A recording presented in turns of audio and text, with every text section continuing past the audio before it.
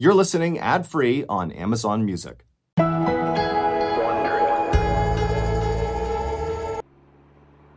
It was the afternoon of December 24th, 2008, and while most residents of Hilo, Hawaii were celebrating Christmas Eve, 23-year-old Graham McCumber was just getting home from a long day of construction work.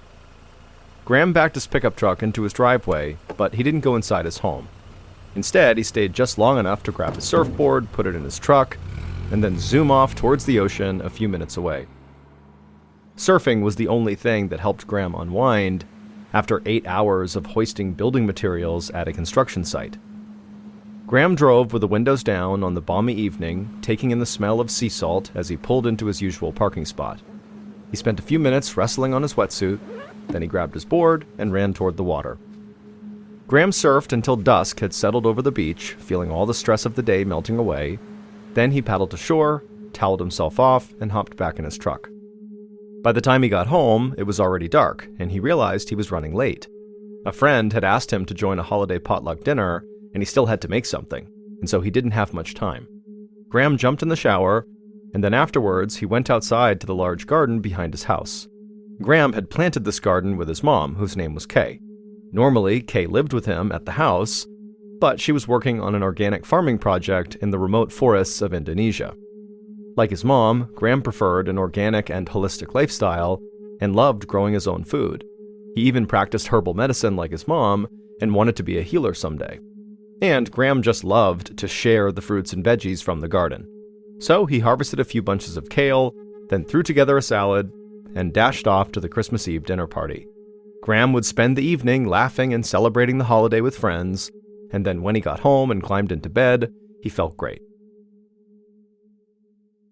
The next morning, though, on Christmas Day, Graham woke up with a splitting headache, even though he had not drunk any alcohol at the party the night before. He lay in bed without moving for a few minutes, and slowly the throbbing subsided.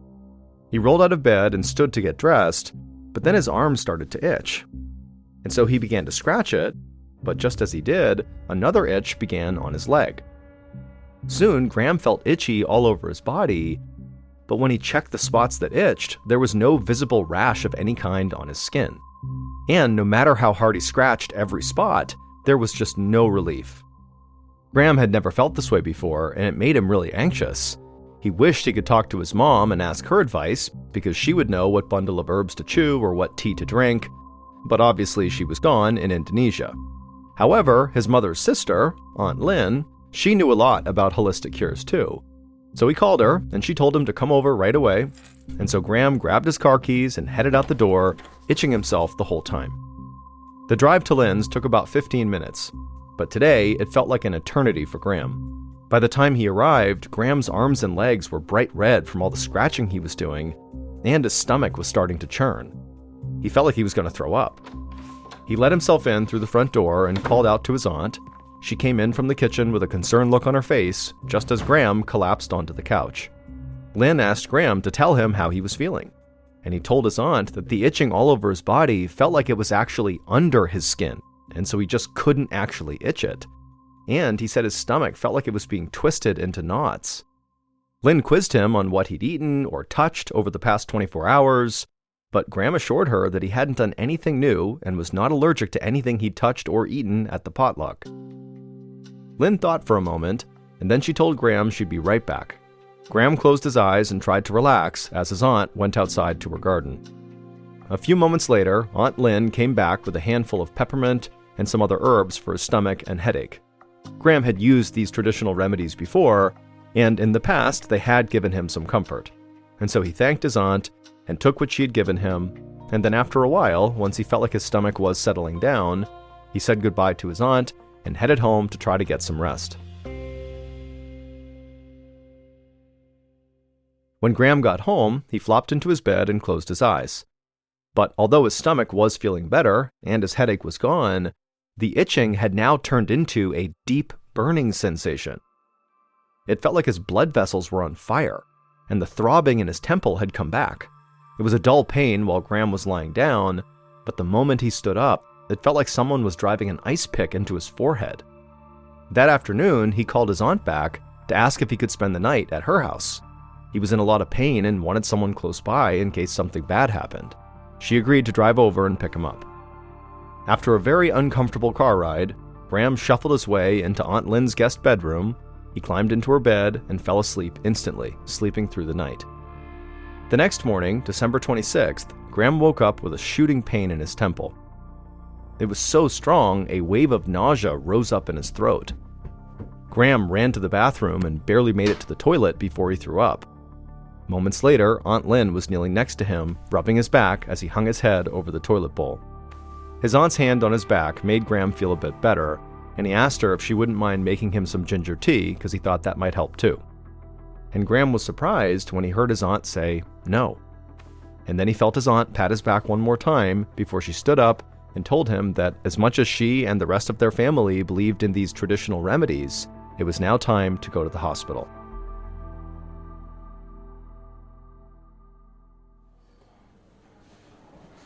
About an hour later, Lynn tried to hide her worry as she helped Graham walk into the emergency room at the Hilo Medical Center. And as Graham sat down on a chair along the wall, Lynn felt helpless because she could see that Graham was in so much pain he was now crying. Lynn had never seen her healthy, athletic nephew so sick. She tried her best to appear calm as she checked him in at the reception desk. Then she took a seat next to Graham and filled out his paperwork for him. She actually knew his medical information by heart because they were very, very close. She was essentially his second mom. After a short wait, the receptionist called Graham's name, and a nurse helped him stand up and then walked him through the doors into the patient area. Lynn sat in the waiting room for about 30 minutes before a nurse came out and invited her to come see Graham. When Lynn walked into the exam room, a doctor was in the middle of explaining that they were still waiting for some tests to come back. Once he had those results, he'd have a better idea of what was going on with Graham. Lynn could see Graham grimace. He told the doctor he was in a ton of pain, like a level 10 out of 10, if not higher. He asked if there was anything they could give him for the pain while he waited. The doctor hesitated, then said if Graham's pain was really that bad, they could start him on a morphine drip. Morphine is a very, very strong painkiller. Graham immediately nodded yes. If it would make the pain go away, he wanted it. Lynn was shocked. Morphine was a serious drug, but she knew how much pain Graham was in and understood why it could be necessary. Aunt Lynn gave her nephew a comforting smile and then sent a text to Graham's mother, Kay, letting her know that her son was sick. But they were at the hospital and Graham was getting cared for, and Lynn promised Kay that she would update her if Graham got any worse. A few hours later, Lynn was walking back from the vending machines when she saw Graham's doctor approach his bed. Lynn felt relieved, assuming they must have a diagnosis, and so she walked over, and she asked the doctor if she should go home now and maybe grab an overnight bag for Graham. But the doctor told her that wouldn't be necessary. He said all the tests came back negative. He thought that Graham simply had a serious case of the flu, and he was going to discharge him. Lynn couldn't believe what she was hearing. She reminded the doctor that Graham's pain was so intense that he was put on morphine. Once it wore off, she was worried he'd just end up right back at the hospital. Lynn could see the doctor was skeptical. She wondered if maybe he thought Graham was faking his pain to get a morphine fix. And so she assured the doctor that Graham was a really good kid and was in legitimate pain and just needed help. The doctor promised Lynn that he believed Graham was in severe pain, but his symptoms were consistent with just a bad flu and did not require further treatment at the hospital. He was pretty sure Graham would be better in a couple of days, but he told Lynn to bring him back if he did take a turn for the worse. Lynn disagreed, but there was nothing she could do. The ER was discharging Graham, and she had to take him home. So Lynn waited while Graham signed a few release forms and then helped him back to the car.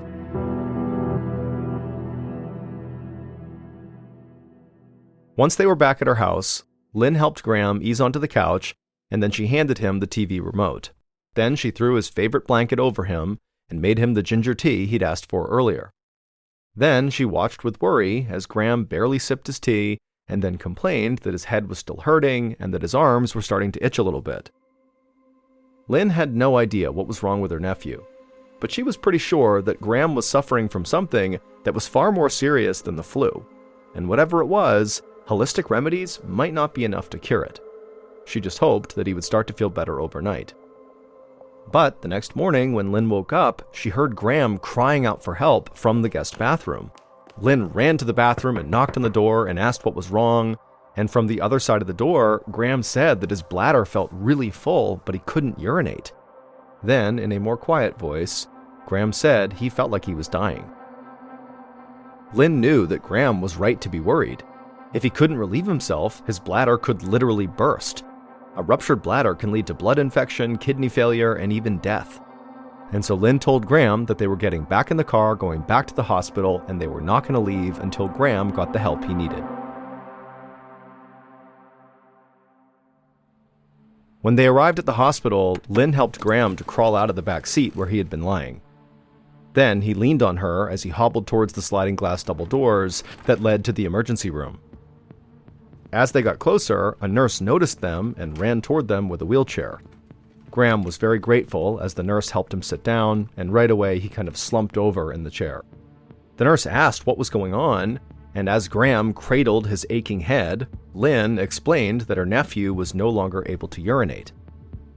Graham could feel the nurse speed up as she pushed him inside. Minutes later, an ER doctor explained to him that they needed to put in a catheter to relieve the pressure on his bladder. From there, they'd admit him to the hospital for treatment.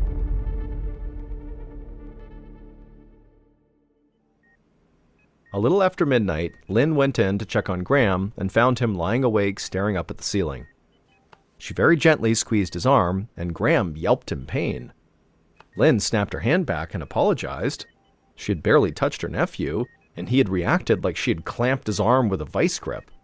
Lynn told Graham she'd be right back, then went to find the doctor. The doctor came back with her to the room and then approached Graham's bedside and took a pen out of his coat pocket. He lightly ran the top of the pen along Graham's arm.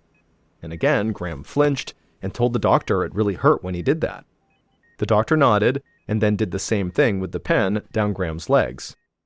And as he did it, Graham winced and gritted his teeth.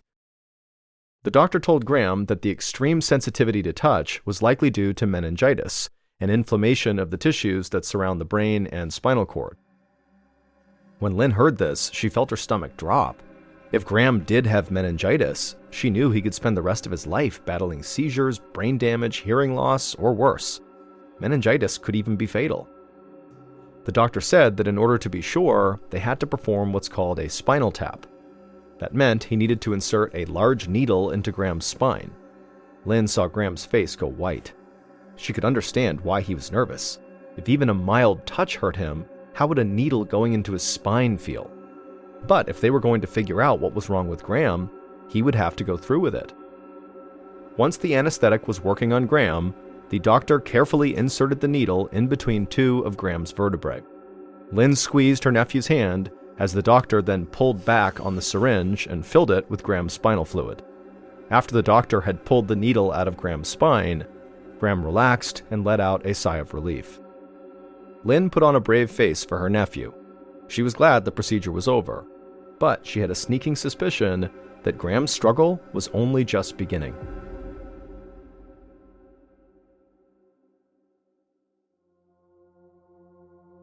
A few hours later, Graham's mother, Kay, stared in disbelief at her cell phone.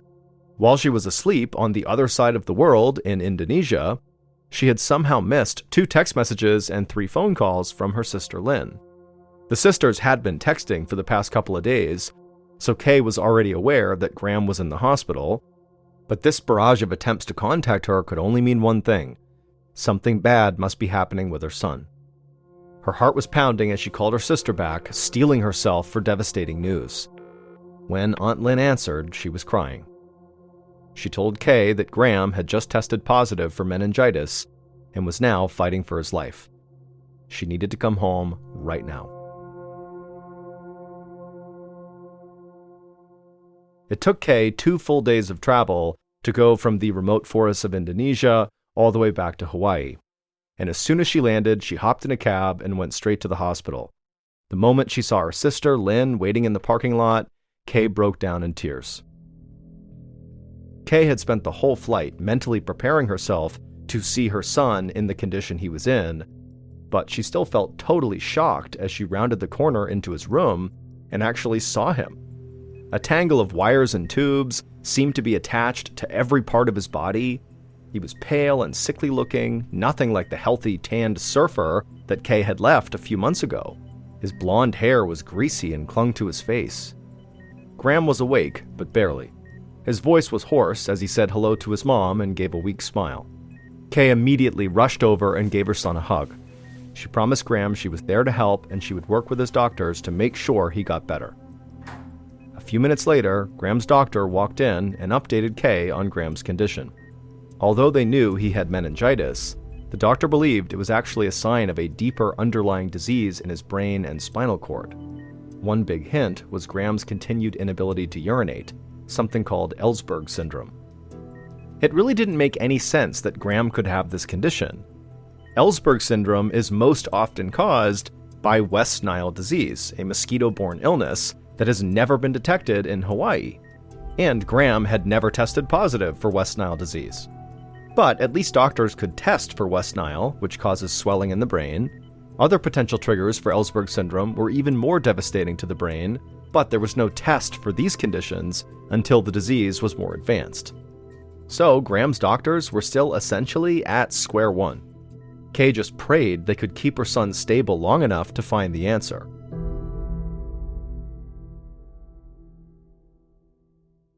On the morning of January 12th, almost 3 weeks after Graham first got sick, Kay nodded off in the chair at the foot of her son's hospital bed. She woke up as her sister, Aunt Lynn, walked through the door with a cup of coffee in each hand. While Kay sipped her drink, she noticed her son shift a little bit. It had been almost 10 days since she'd arrived, and the doctor still didn't have a confirmed diagnosis for her son. And now her son's eyelids were fluttering rapidly, the look in his eyes seemed distant, and then when Kay stood up and shook his leg and asked if he could hear her, Graham didn't respond. Behind Kay, Aunt Lynn, who was watching this, immediately punched the call button on the wall. Seconds later, a nurse bolted into the room, ushering Kay and Lynn out of the way. The nurse took one look at the monitor tracking Graham's vital signs and began shaking Graham's leg. When he didn't respond, she went to find a doctor. Moments later, Kay held her breath as nurses ripped cords and wires out of her son and then pushed his bed as fast as they could toward the door and down the hall. As Kay watched helplessly with a look of absolute fear on her face, a nurse came over to her and gently explained that Graham had just fallen into a coma, and now he needed to be transferred to the intensive care unit. Half an hour later, a nurse escorted Kay to Graham's bedside in the ICU. Now he was hooked up to a ventilation machine just so he could breathe. A feeding tube was down his throat. Graham was on life support now. Without these machines, he would die. Graham's doctor assured Kay that Graham was stabilized for the time being, but the meningitis was only getting worse, and the Hilo Medical Center didn't have the resources to care for Graham any further. They needed to transfer him to a bigger hospital in Honolulu, the capital city of Hawaii.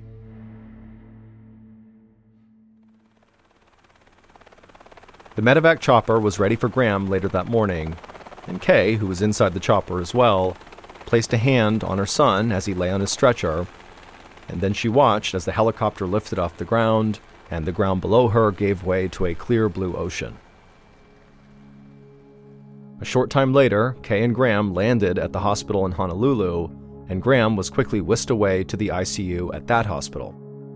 By late afternoon, Kay once again watched helplessly as medical staff huddled around her gravely ill son, going over notes and trying to talk about what this could be.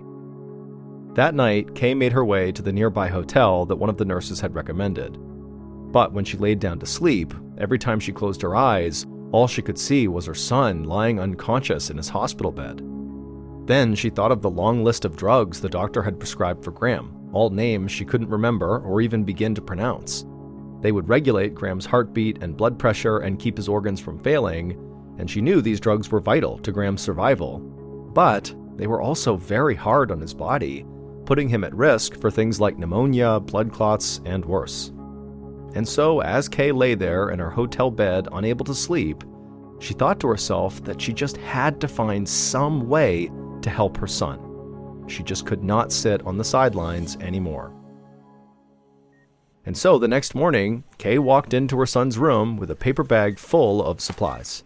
She took out a jar of noni juice, a tropical fruit with natural antioxidants, and after getting her son's doctor's permission, she fed Graham the noni through his stomach tube, hoping it would help his immune system fight off this mysterious disease.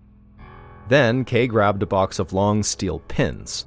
She lifted Graham's shirt and administered acupuncture all over Graham's stomach. Kay believed the acupuncture would protect Graham's organs, both from the disease and from any side effects of the various medications required to keep Graham alive. 2 days later, Kay moved around her son's bed, administering more acupuncture treatment, and all the while talking to him as though he could hear her.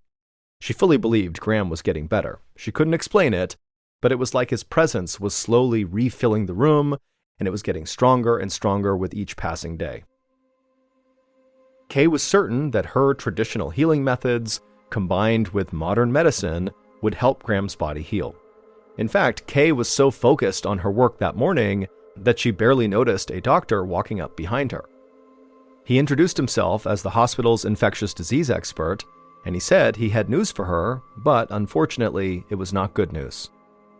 Her son's illness had finally advanced far enough that doctors could now tell whether he was suffering from an extremely rare but utterly devastating condition. And unfortunately, the doctor said, the results came back positive. He held up an image from Graham's most recent MRI and pointed to dozens of tiny white spots on Graham's brain. He told Kay that each one of those spots represented a microscopic hole in Graham's brain tissue that were created by parasites living in his head. The doctor explained that Graham's increasingly debilitating symptoms had been caused by these parasites, called roundworm larvae, as they burrowed inside of him. Kay was so caught off guard and horrified by what she was hearing that she could barely speak for a second, but then finally she just asked, how could this happen? The doctor explained that Graham's condition is extremely rare and can only happen under very specific circumstances. These roundworm larvae, these worms, grow in the lungs of rats and then are excreted alive through the rat's feces. And then sometimes a snail will crawl over those rat feces, and the snail will become infested with these roundworm larvae as well. And if a person accidentally were to eat that infected snail or its slime, the roundworm larva can enter that person's digestive system.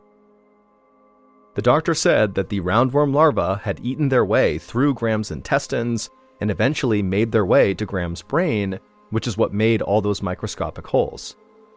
But it wasn't the holes that were making Graham so sick. The roundworm larvae were dying once they reached Graham's brain, and their decaying bodies were infecting the brain tissue. The condition, the doctor said, was known as rat lungworm disease. The doctor told Kay that he was terribly sorry, but he did not see a path to recovery for her son. At best, Graham would live in a vegetative state. Although his body could live, his mind would be gone. He probably would not be able to do much more than open and close his eyes. At this, Kay actually just started shaking her head. This didn't make sense to her. She was certain that Graham could hear her when she spoke to him. He had smiled when she asked him questions, like he understood what she was saying. And through her tears, Kay told the doctor that she refused to give up on her son. Over the next few weeks, Graham's condition was up and down as his body fought off several dangerous infections. Kay trusted all the doctor's abilities, but she just felt like Western medicine alone would not actually be able to help Graham. And so, in between drug treatments to fight off the parasites in Graham's body, Kay gave her son supplements of herbs like spirulina, chlorella, and a Chinese herb called Xing Nao Wan. She had heard these treatments helped with nerve function, and she hoped they might allow Graham to recover faster. Kay also continued feeding her son noni juice and continued giving him acupuncture. And through all of Kay's treatments, her son's eyes would periodically open and close. But the doctors told Kay that it was just a reflex and not something he was doing consciously. Then, one day in March, Kay noticed that Graham's eyes became more animated. It seemed like they were focusing on her. Kay immediately pressed the call button, and soon Graham's doctor came in, and he confirmed that it did look like Graham was starting to wake up. Kay held her son's hand and encouraged him to make a noise, do something, make some sign that he was still there. For a while, the only sound Graham made was his labored breathing. But Kay kept at it, constantly asking her son to give some sign, and then kind of as a joke, she would say to her son, as his labored breathing continued, that he sounded like Darth Vader. And when she said that, Graham's eyes seemed to focus again, and he took what looked like a big deep breath, and then in a very weak voice, he said, "Luke, I am your father." Kay almost screamed with excitement. Not only was her son awake, he could speak. She reached down to hug him, and amazingly, Graham hugged her back. The doctors who were watching this were just as amazed as Kay was. Kay liked to think that her treatments had helped support the vital work the doctors had done to keep her son alive. Together, they'd done everything in their power to give Graham's body a fighting chance against this parasite, and against all odds, he had overcome it. Within a few days, Graham was conscious enough for his mother to explain what had happened to him and how he had gotten this terrible disease from a snail. Graham asked how that could possibly be, because he could not recall eating any snails, and his mother kind of shrugged and said, we may never know for sure how this happened. But she then told her son that most likely, on the night that he had that potluck dinner on Christmas Eve, when he harvested the kale, perhaps there was a snail on the kale that had this disease in it. When she said that, Graham's mouth fell open in shock. He thought back to that night and the bunches of kale he hastily gathered from their garden, and he'd been in such a rush to head out the door, he had forgotten to wash the kale. And so had there been an infected snail or infected snail slime on this kale, it's totally possible that Graham could have accidentally ingested it. Thankfully, nobody else at the potluck had gotten sick.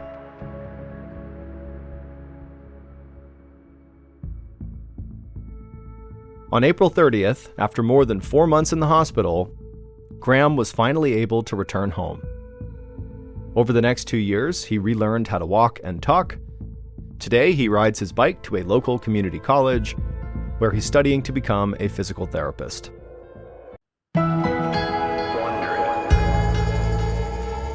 On August 2nd, 1963, 4-year-old Bobby Panknin, along with his 2 older brothers and his 2 parents, headed off to a camping resort on Deep Lake in Washington State. The following day, Mrs. Panknin, whose name was Edna, decides she wants to take her 3 sons down a logging road that was right behind their campsite that she had heard fed out to this beautiful little waterfall that she thought her sons would like to see. Edna gets the boys ready, she says bye to Mr. Panknin, and then she and her sons take off down this logging road. And as soon as she's on the road, it occurs to her that it's totally overgrown. The grass is really high, it's rocky and bumpy, and she's thinking to herself, there's no way any vehicle is getting down this road, and probably there's been no vehicles on this road for a very long time. This is a very isolated place on this campsite. So they walk for a little ways on this overgrown logging road until they see there's a turnoff that leads down to the water and this little waterfall. And so right away she saw there was all this brush they were going to need to walk through, and the ground looked pretty rough. And Bobby, her youngest, the 4-year-old, he didn't have shoes on. He was going through a phase where he refused to wear shoes, and so it hadn't really mattered the entire duration of walking up the road, but it seemed like this might be too much for him to walk on. And so she told Bobby to wait on the road, and she told her other son, Jimmy, the 6-year-old, to wait next to him. Those two would stay on the road together, while she and Bill, the 10-year-old, would go past the brush, go down to the water, check it out for a couple of minutes, and then she would come back, she would pick up Bobby, and Jimmy would come along, and then they would go down and look at the water, and then they would leave. Bobby didn't seem to mind, so he just sat on the road, and Jimmy was a little bit frustrated that he couldn't go with the first group, but he sat down too, and Bill and Edna took off past this brush down to the water. Now, the distance between where Bill and Edna and where Bobby and Jimmy were was only about 10 feet. There was just this brush right in the middle of them that did obscure their view. They could not see each other, but they are very close to each other. And so Jimmy is sitting next to Bobby, and he's getting increasingly more and more restless. He wants to go down and look at the waterfall. He wants to be down there with his older brother and his mom. And so at some point, he just can't take it anymore. And Jimmy does something that to this day, he regrets every single day. And that is, he got up and left his brother. He went through the brush down to where Bill and Edna were. And as soon as Edna saw him, she was mad at him, and she goes, "What? You left Bobby up there? Come on." And so they turned around after about 60 seconds and went right right back up. And when they got back, Bobby was gone. And at first, they're not like, oh my goodness, someone's abducted Bobby, because there's no one on this road. They'd come up here and recognize that it's very remote, it's isolated, there's no cars that come through here, they hadn't heard anything. And so their first instinct was, okay, he probably got up, and is behind a tree, or, he walked down the hill over here, or he's nearby. And so they're yelling for him, they're walking around, and no one's panicking yet. In fact, really, Edna was just annoyed with Jimmy that he had left, Bobby, and that he's to blame right now, but it's just an inconvenience at this point. But after a couple of minutes, when they can't get Bobby to yell back where he is, they start to realize they might have a problem here. And so Edna becomes more panicked, and she's yelling at the top of her lungs for her son. She's having her other two sons go look down by the water, go look over there, but there's no trace of him. And they can't believe it. It didn't make any sense because, he's 4, he's got no shoes on, they didn't hear anything. How could he be gone? But he was gone. And so finally, after a couple of minutes, Edna rounded up her other two boys, and they ran all the way back to the campsite where they got Mr. Panknin, and they hailed the police, and very quickly, a big search was launched up on that logging road. As soon as the police arrived, the first thing they did is they pressed Edna and the other two boys about, what did you hear? You had to have heard something. He was only 10 feet away from you, and he was within earshot of you, certainly. What did you hear? Did a vehicle come through? Did you hear an animal? Did you hear anybody talking? And Edna and the other two boys, they swore that they heard nothing, that they're just as baffled by it as anybody else. And so the police really didn't have a good starting point of where Bobby could have gone. And in that area, there wasn't any, steep drop-offs or obvious places that Bobby could have fallen into or gotten trapped. The water for the waterfall, it's not deep. It's this little tiny brook. It'd be difficult to drown in that little brook. So they just basically started fanning out in all directions, hoping they would, find a piece of clothing or some other clue that would indicate where he went. After 3 days of searching that yielded nothing, they finally brought in a bloodhound to try to find him based on scent. And so they had the dog smell one of Bobby's shoes, and the dog immediately seemed to key in on his scent in the area where Bobby had gone missing. And the dog turns and starts running up the logging road away from the campsite, so farther into the forest. And it runs for almost 2 miles, and it never seems to waver. It's clearly picked up Bobby's scent. And it stops at this fork in the road about 2 miles away from where Bobby had gone missing. And it keys in on this one area right at the fork where there wasn't anything significant. It was just this bare patch of dirt. And so the police, they uncover the dirt a little bit. There's nothing there. They're looking around the area. That there's no indication that Bobby was ever here. So they give the scent back to the dog. And again, the dog just keeps tracking to this one section in this fork in the road.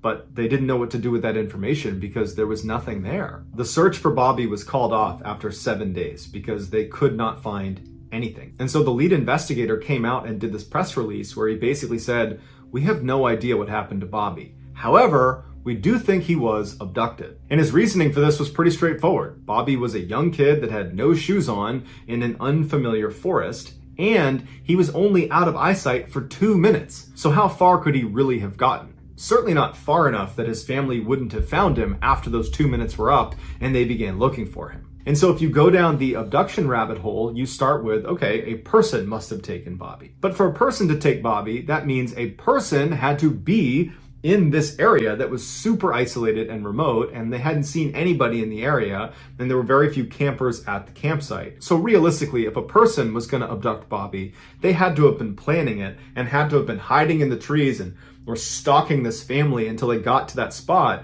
where Jimmy left Bobby, and then this person, runs out of the tree line, runs over to Bobby, picks him up without Bobby making a sound, he muffles him, and he runs away into the woods carrying this child, all in a 2-minute window, which was a totally abrupt window. It wasn't like this obvious thing that Bobby was going to be left alone. It looked like Jimmy was going to be sitting there with him, which would have been a deterrent, you would think, if someone was trying to abduct Bobby. But nonetheless, this window presents itself and this person runs down and takes Bobby. It just seems like that person would need to be really fixated on Bobby, one, and there wasn't a clear reason for why anyone would be very fixated on Bobby or this family. And two, they would need to be very strong and quick and agile, more than the average person. So we're talking like a professional athlete level of agility and physical fitness. And so while it's certainly possible that a professional athlete had been stalking this family and then ran down in this tiny little window of time and stole Bobby away without getting detected and then evaded the law for 7 days in the middle of the woods, while that's possible, it's pretty unlikely. And investigators reached this conclusion. They thought, it does seem pretty unlikely that a person did this. So they moved on to animals and they said, okay, maybe a bear took Bobby. And so they brought out bear sniffing dogs to search the area for signs that a bear had been there. And there hadn't been. And so they said, okay, maybe a cougar had been there. And so they brought out a cougar expert who looked around the area, and there's no signs of a cougar in the area. Plus, there was no blood anywhere around the area where Bobby had been taken. There was no drag marks where if a predator were to grab you, they would need to drag you away. There was no drag marks. So it seemed like, okay, the large predator theory also has problems with it. And so the next theory offered up was, well, maybe a giant eagle swooped down and picked Bobby up and flew him away, which would account for why maybe it was quiet and there was no drag marks, there was no blood, and why he's just gone. But that was when authorities said, okay, we clearly have no clue. And so that's why they gave the press release and basically said, we just don't know. And so while we probably will never know what happened to Bobby, it does seem likely that something took him. And whatever that something was, it was intelligent, it was fast, it was strong, it was agile, and it had been watching that family. Because as soon as that 2-minute window presented itself, where Jimmy was gone and Bobby was vulnerable, it swept in so fast that no one heard it, no one saw it, and it took Bobby somewhere and did something to him. And whatever it did, it probably wasn't good.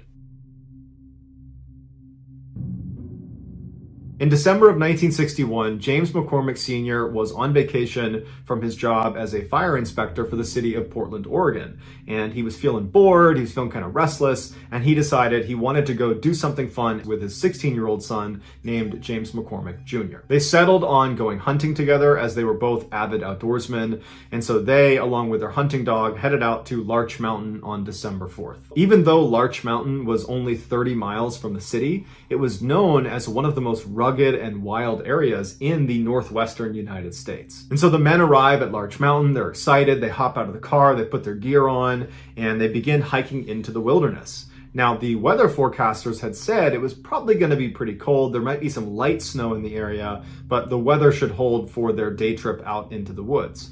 And so they hadn't brought any equipment to stay out for multiple days. This was just going to be a full day event, but back at night. But after walking for several hours into the mountains, they started to notice the temperature was dropping rapidly. And then it started to rain, and then it started to snow, all in a very short period of time.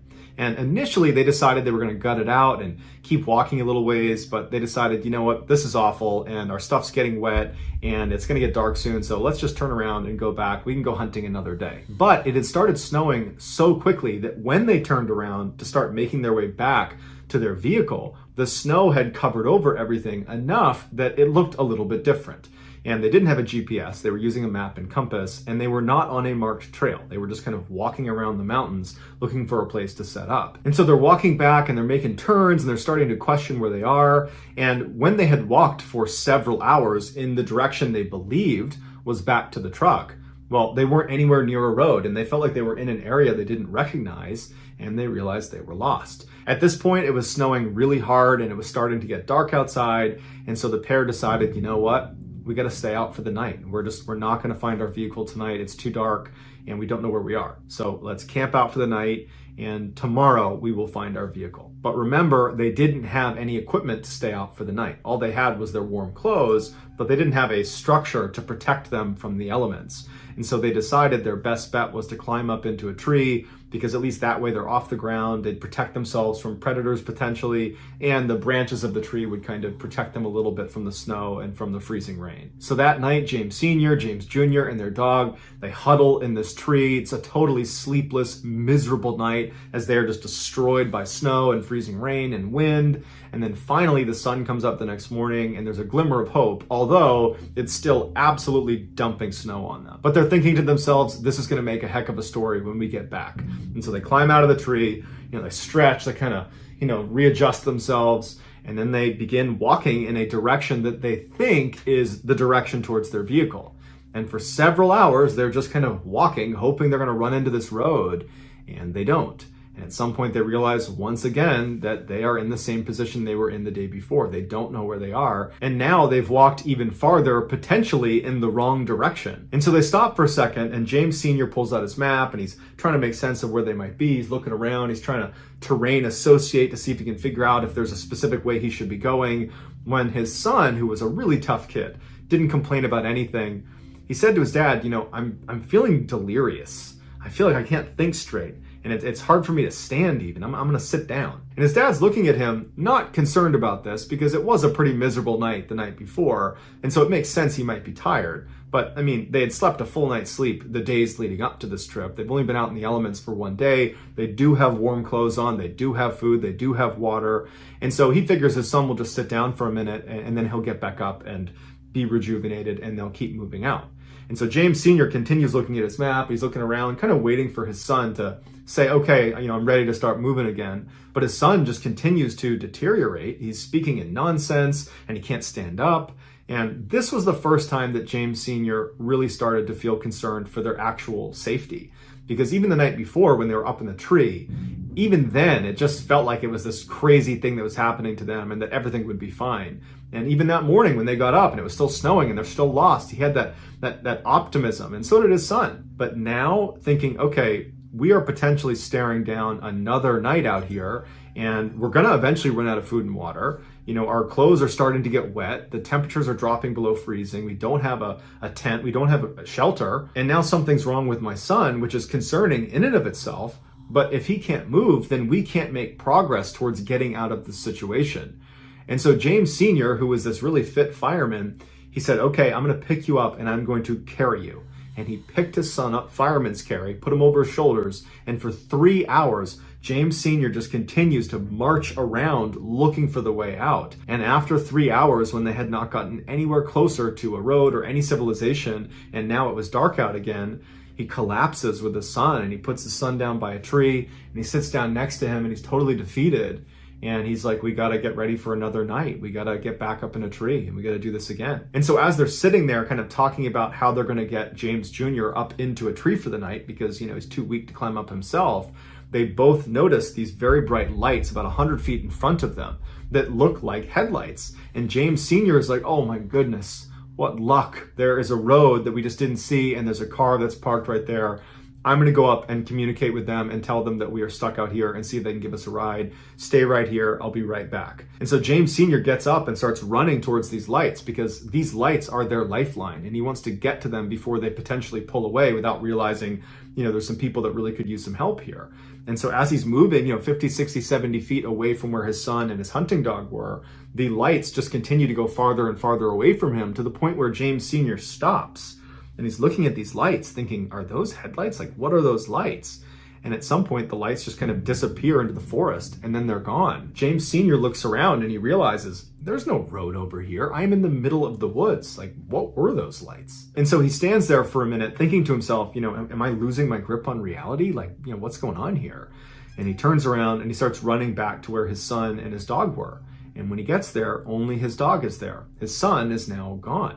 And what's going through James Sr.'s mind is how? Because he couldn't walk until now. And my son certainly wouldn't have lied to me and made me carry him all the way here. And there's enough light out that he could actually still see the footprints on the ground. And so he grabs his son's backpack that was left by the tree. He picks it up, he grabs his dog, and he starts yelling for his son and starts walking along the footprints that were left by presumably his son. And so he's walking along these footprints and he's yelling out for his son. He's not hearing anything. And this whole time he's thinking to himself, like, why would he even leave? Even if he could move, why would he leave? We're obviously in this together. Like, what's going on with my son? And so he's walking, and after about 30 minutes of walking along these footprints, because the snow was coming down so heavy, the prints were getting harder and harder and harder to track because they were filling in with snow. And finally, it got dark out, and then he really couldn't see the prints anymore. And now James Sr. is absolutely panicked. This is a nightmare. Where's my son? What were those lights? Oh my gosh, it's going to be another night out here. And he just picks a random direction and holding onto his son's stuff with his dog, he just starts running. The next day, James Sr. and his dog would stumble into this lodge that was about 6 miles away from where they had parked their car over at Larch Mountain. Now, that doesn't mean they moved 6 miles to get there. They probably zigged and zagged all over the mountain, and they covered much more than 6 miles, but it was a 6-mile shot to this lodge. They stumble inside, and it was just a miracle that he had found it. He basically had ran all night until he found a road, and he traced it up to this lodge. And he told the staff inside, "My son is missing. We've been gone for 2 days now. He's out in the middle of the woods. He's hurt. Someone needs to go out there." And so very quickly, the police were called, and word spread to the firefighters in Portland, Oregon, that the fire inspector's son is missing. And so 200 off-duty firefighters made their way up to the mountain as well to assist in this search. The paramedics wanted James Sr. to just go to the hospital and let the searchers do their job. But James Sr. was not about to leave his son, and he refused medical attention, and he went out with the first group of searchers. And somehow he was able to get them to the rough area that he was able to recognize as, roughly where his son had been sitting when he went missing. They searched that area and very quickly found James Jr.'s glasses case, as well as his boots and his socks, but no James Jr. Later in the day, though, they would find James Jr. He was about 1,000 feet away from where his boots and his glasses case were found, at the bottom of this cliff, and he was deceased. Now, initially the thought was, well, he must have gotten confused and walked away from where he had been told to sit and fell off this cliff. But they determined he did not die from the fall off this cliff. He had made his way down to that cliff and then died of exposure. So how was James Jr. able to suddenly be able to walk again? And once he had that skill back, why didn't he go to his dad? Why did he walk away from him? And why did he take his shoes and socks off to do that as well? And what were those lights that James Sr. saw in the middle of the woods? Because they weren't headlights. And it was only when he went to investigate them that suddenly James Jr. up and walks away. In early July of 1953, Mr. and Mrs. Huggin, along with their 3 young daughters, left their home in Winnipeg, Canada for a 6-week summer vacation. They were headed to the girls' grandparents' summer cabin in Wade, Ontario, which is one of the more remote and wild sections of Ontario. Their cabin was right in the middle of this huge swampy forest, and they were not too far from one of the biggest lakes in Ontario called Fox Lake. The family arrived late on July 4th, so they didn't do anything when they arrived. They just hung out at the cabin. And then early the next day, all the adults decided they wanted to take the girls to Fox Lake for the day. So they began gathering all the supplies they would need while the 3 girls played outside the cabin. Now, there's no neighbors or anybody else anywhere near this cabin. And so it was totally normal to have the girls just play outside. They were not concerned about, them getting taken or something. And so the 2 older girls played in the front yard of the cabin, and Geraldine, the 5-year-old, was playing on the side of the cabin. So the 2 girls in front couldn't see Geraldine, and the adults, they were keeping their eye on all 3 girls, but they were mostly just kind of going in and out of the cabin, getting their stuff together, periodically poking their head out, but the girls were fine. At 10 a.m. that morning, the parents had finally packed up the car, and they were ready to collect the girls to head over to the lake. And so they went outside, they got the 2 girls that were out front, and they went to the side of the house, and they couldn't find Geraldine. Now, they weren't worried because where could she have gone? And so they walked around the house, they're yelling for Geraldine, and they asked the 2 girls, have you seen Geraldine? Where'd she go? And they're like, oh, we don't know. She was just over on the side of the house a minute ago. And so they can't find her outside. And so they go in the cabin thinking she must have gone in there because that's the only place she could be. But after thoroughly looking through the cabin and not finding her, they started to get a little bit more worried. At this point, the adults start talking to each other and they're saying, did anybody see Geraldine in the past couple of minutes? Has anybody seen her? And they all said, yeah, I poked my head out the window and I saw her within the past 10 minutes right on the side of the cabin. And so they all agreed within the past 10 minutes, they had seen her right outside the cabin. So they're alarmed they can't find her, but they're thinking we're gonna find her. So they go back outside and they're looking around and they're yelling for her. Now, this is such a remote section of Ontario that there's really no noise pollution and sound travels really, really well. And so when they were yelling her name, it was booming through the woods. And even if Geraldine had, sprinted for 10 minutes away from the cabin, she still easily would have been within earshot. And all she had to do was just, yell back and they would see her. But she didn't yell back, and there was no sign of her anywhere. And so at this point, the family is panicking, and so they call the police. The police show up, and they're looking around thinking, we're not going to be able to search this very effectively on our own. This is a huge, wild, remote section of Canada. And so they called in some professional trackers that were familiar with this area to come in and help them with their search. They also called the army in Winnipeg to send over some people to assist as well. But as soon as the search started, the skies opened up and dumped rain all over the entire area, basically washing away any footprints that they could have used to potentially find her. As the day wore on and the sun was starting to set and there was still no sign of Geraldine, her father said something to the searchers that was intended to help them find his daughter, but it was just this incredibly heartbreaking comment. And what he told them was his daughter was afraid of the dark, and that once it got dark out in the woods here, she's just going to sit down and cry. And so that will stop her from moving farther away from us, hopefully, and we should be able to find her. But they didn't. And for 3 days, they looked everywhere for her, and there was no trace of her. And to make matters even worse is the weather had been really rainy and cold, not below freezing temperatures, but close, like in the 40-degree Fahrenheit range. And she just had a light shirt and shorts on. She was not prepared for the weather. On the evening of the third day, they found footprints that they believed to be Geraldine's high up on this ledge in some moss overlooking Fox Lake.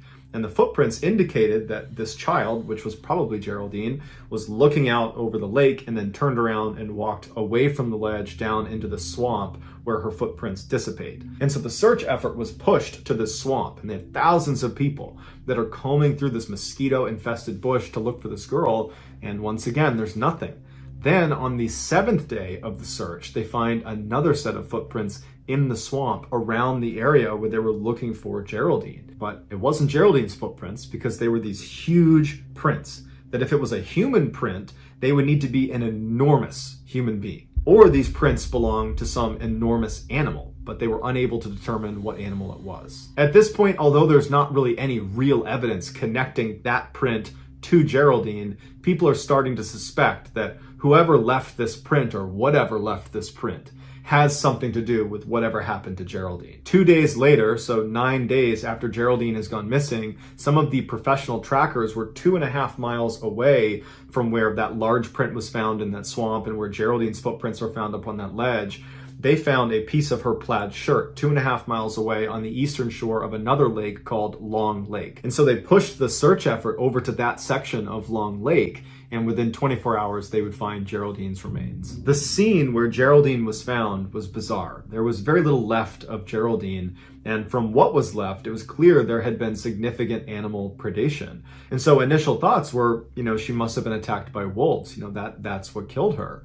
But upon closer inspection, they saw that her clothing had not been torn and there was no blood on her clothes. So the animal predation had most likely occurred after she was deceased because they would have been able to pick around the clothing. Whereas if it had been a wolf attack, they would have cut right through the clothes and there would be marks that obviously, she was attacked by animals. But Geraldine's remains appeared to have been dragged out of a nearby meadow to where she was ultimately located. And so they followed the drag line into this meadow and it led them to this opening where all the grass had been matted down. And investigators said it looked like something big had been laying there. And they speculated that that might have been the area where Geraldine had been killed, and then afterwards animals had dragged her over to where she was found. And so investigators are like, well, we found that large footprint in the swamp on the 7th day in the same area where we had found Geraldine's footprints, and we thought they might be connected. And now we're finding a large, what appears to be body print in this meadow that's right near where Geraldine's remains have been found. And so probably whoever or whatever left that print in the swamp is the same one that left this print here in the meadow and therefore is probably Geraldine's killer. But this left investigators with two theories that didn't really make any sense. The first one was, okay, these prints, the swamp print and this body print, belong to an enormous person, like a giant, who ran up to the cabin and abducted Geraldine and ran off and no one saw them or heard them. And for weeks, they've managed to totally evade capture despite being, again, an enormous person lumbering through the forest. So that seemed really unlikely. One, that this giant person even existed. And two, that if this giant person existed, how could they not get caught?